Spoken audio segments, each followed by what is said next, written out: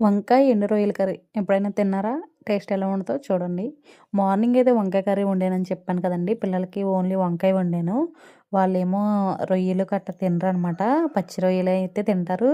ఎండు రొయ్యలైతే తినరు. ఇంకా ఏం చేశానంటే కర్రీ వాళ్ళకి తీసేసి నేను సెపరేట్‌గా మళ్ళీ రొయ్యలు కడిగేసి శుభ్రంగా ఏంచేసి కర్రీలో అయితే ఏసానండి.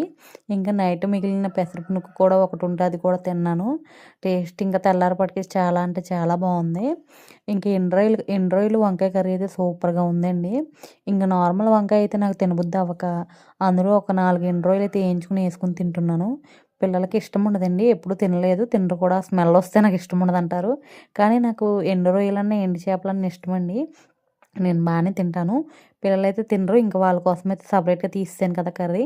ఇంకా ఇంకా వెజిటబుల్స్ కర్రీస్ ఏం తినబుద్ధి అవ్వట్లేదండి. నేను మంగళవారం తప్పనిచ్చి ఉన్న రోజులన్నీ నాన్ వెజ్జే తింటాను. కనీసం ఏ కోడిగుడ్డైనా ఉండాలి. అట్‌లీస్టు. మంగళవారం మాత్రం తినమండి. మీకు కూడా అలాగే అనిపిస్తుందా? రోజు నాన్ వెజ్ తినాలనిపిస్తుందా? ప్లీజ్ కామెంట్ చేయండి. సబ్స్క్రైబ్ చేసుకోండి యూట్యూబ్‌ని. నాకు ఇన్‌స్టా, ఎఫ్‌బీ కూడా ఉంది. Please follow